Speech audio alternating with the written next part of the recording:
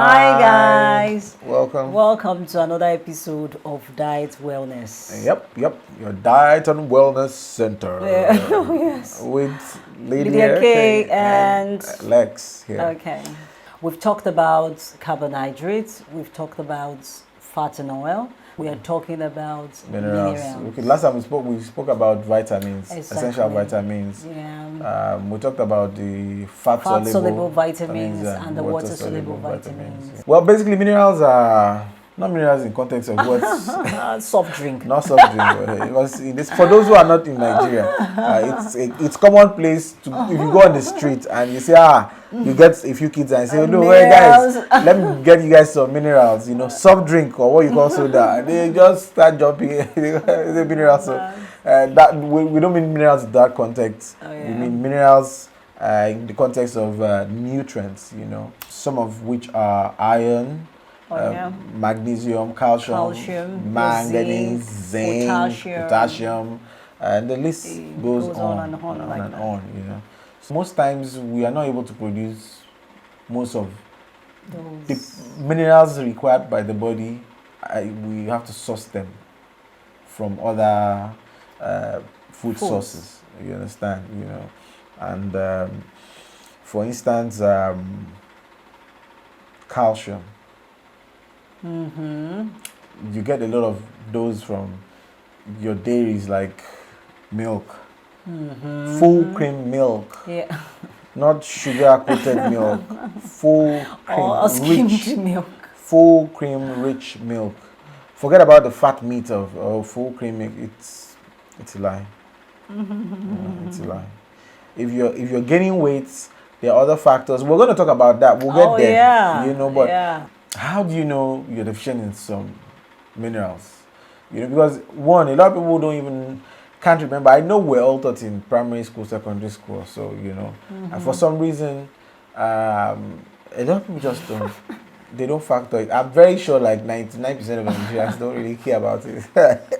Like I said, if you go and mention minerals, the ordinary Nigerian man, layman, like something like okay, which or Coke, Pepsi, or a ball. That's what comes to mind. But what are these minerals? Iron, for instance. Let's use a case study is iron. Yeah. Iron deficiency, for instance, is one of the most common deficiencies in humans. Oh. And if you talk about iron, what are the functions of iron as a mineral in the body? We say it produces the red blood cells. Aids in the production of red blood cells, keeping your tissues and your organs, well oxygenated. Exactly. So it's very, very, very key. Those who are always low in iron, you find out they're usually weak. Fatigued is part of it. Not all stress is induced from external pressure. Some stress are just some of the stress people go through. Some of those stress are just from deficiencies, mineral deficiencies in the body. One of such and one of which is iron. You understand? Just like B1 as well. I think I talked about it last time that B1 usually a lot of times people who are on the sugar roller coaster having issues with sugar, high carb people that they usually have a high deficiency of B1. Same with iron. A lot of people across, it's not an African thing, all over the world. People suffer from iron deficiencies, and how can we make up for this? You don't want to be in that state long because other things start creeping in. You become fallible to other ailments and infections. And so what are the good sources of iron? For instance, foods that are rich in iron. You have your red meat. Definitely. Red meat, for those of you who are red meat haters. Yeah. Now I'm not saying go on a red meat chow down every time. Go. I mean, it's a good source of iron. Egg yolk particularly. Okay. We used to throw Oh God, thank you for saving us all. Because there was a time you see people keep coming with different research material. Exactly. I recently saw a research material that was saying I think they carried out that intermittent fasting. We'll talk about intermittent fasting in the future, you know. But just to chip this in, another professor, a popular person, just came up with another research material recently here. I was like, oh, intermittent fasting does not help with weight loss. You understand? Based on his own lab experiment, you know, gathering like about 40, 50 people, and you know, some were told to eat the normal way they eat, and you had some people who were instructed to, you know, do intermittent fasting. You know, but at the conclusion of the experiment was that, oh well, there was not much significant difference. But there was a difference. Oh, I beg, Kabio, there was a difference. The truth is, we are not cows. We are not cattle. We're not. I don't believe we're created or wired or made to be grazing round the clock. Time. And that's why we have just one stomach. If there was a need for us to keep grazing every hour, every minute, or every 2 hours, except you are on a condition, that's very excusable. Like maybe for some reason you're having issues, you know, like I think type 1 diabetes, whatever infection or sickness, except for those who are, if you are not on any peculiar unique condition, I mean, you have no right grazing from time to time. Sure. Because of what it does to your body. It keeps your insulin high. You're always working your pancreas. You understand? You don't give room for glucagon, you know, synthesizing your body secreting glucagon to help you even lose weight. Exactly. You know, and if you say you want to lose weight and you are always chowing down, my brother, my sister, with all due respect, it's not going to work. It's not going to work. So not eating is as good as eating. Yeah. That is it. I believe that like 1000%. As a matter of fact, when we're not eating, you know, and now I'm not saying people should go on a long fast or a fasting spree, like just keep depriving yourself. You understand? It's just that our body does better in regenerating ourselves, repairing corroded tissues, or you know, like ruptured cells, or like inflammation in our body, when we're not throwing in. Exactly. We're not throwing in food every minute, every now and then. Do you understand? Because I think it's because people don't understand the science behind eating. You know, basically, especially when you're someone who, like most Nigerians are high carb consumers, like always shooting up insulin, always raising, like always, because in the presence of insulin, you will never lose weight. Yeah. You will never lose weight. Once you keep, look, we'll get to that. Exactly. I don't want to just jump. It's going to be a topic on its own, because it's quite broad. It's quite broad to understand the dynamic, because I see a lot of people struggle with weight issues. Loss, and I know people say, I have gone to the gym. So people have lost hope. Like, I've gone to the gym, I keep gymming. Monday I'll go out, do this. At the end of the day, I'll gain the weight back again. How I wish most of the time that they are knowledgeable enough, or they are able to find someone who will guide them through.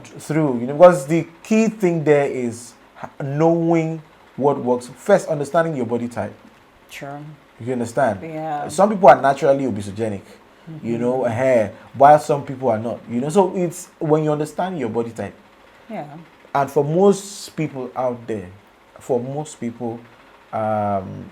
chowing down on a particular class of food for a very long time, particularly, let's be sure carbohydrates, you know, for a long time has its serious consequences.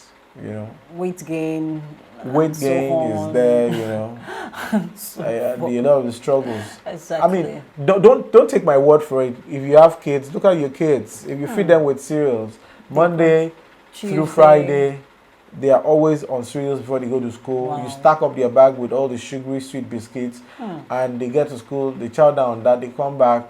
And you give them rice. Give them rice and maybe a glass of juice to go Wow. with it.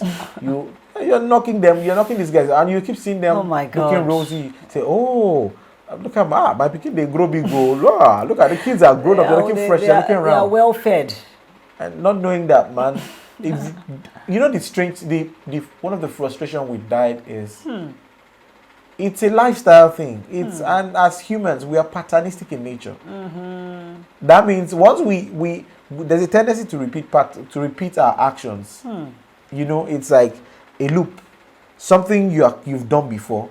Yeah, there's every tendency you're still going to do it. So when you build up a habit of consuming that way, with that particular pattern, and okay, it's probably not your fault, maybe your parents' fault, you understand? And you are in your 30s or 40s or thereabout, struggling to lose weight, and you're like, I don't know what to do, and you're still going back to, I need to have those fizzy drinks, I need to have those. Exactly, you're craving for those things. You know? Yeah. Unfortunate when you see people lose weight and after a while they will tell you they've gained even more weight.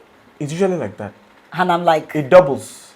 You can't keep doing the same thing and expect a different result. Our body has a balance mechanism. Personally, I believe if you want to sustain your weight loss for a long time, there are some habits, dietary habits you have to correct. Correct. Yeah. Or just change. Exactly.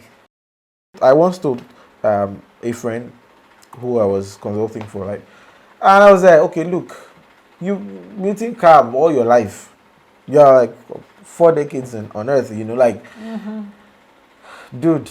It's time to reduce. That rice that you like eating morning, afternoon, night, it's not a sin if you cut it down. Cut it down. It's not. It's not wrong. Cut it down, dude. Especially if these things are, your body start reacting to it, and you start.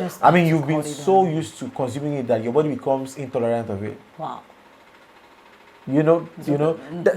That's traceable to insulin resistance. Exactly.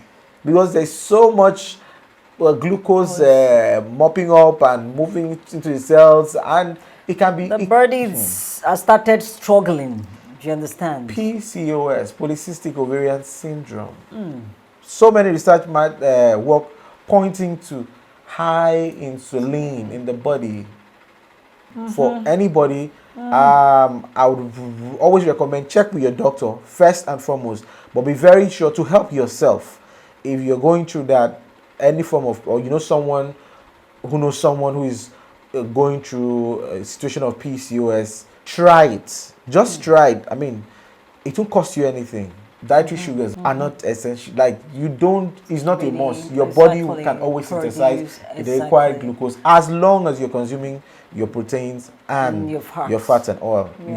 So if you know anyone who is in that state, you can share this video with them, or just at least tell them to cut down. You can do a carb fast. You cut down your carb to maybe 20 or 30 grams a day, for a while. Maybe try it for a week or 2 weeks or 3 weeks. You see the difference. You would lose weight. You see what just don't take my word for it. Try it out. So I think that's that for iron deficiency. Yeah. So sources of, let me recap again. We have loads. Dark leafy greens. Yeah. Your ugu. Remember we talked about ugu last time. Don't joke with your ugu. Yeah. Don't joke with your shoko. Yeah. Your Lagos spinach. That's what they call it. Yeah. Okay. Your Lagos spinach. Don't joke with it. Fantastic. Shoko, ugu, green. Okay. I don't know what they call it. They call it green. We call it green. Madam, they call it green. Basically, don't joke with them. Buy them, eat them, and don't overcook them. Exactly. So that the mineral value you're trying to get you wouldn't have cooked their life out of the vegetable. Thank you so much, guys. It's bye from here. Bye. Eat well. Yeah. Eat well. Eat well and eat right. Exactly. Remember, food is your medicine.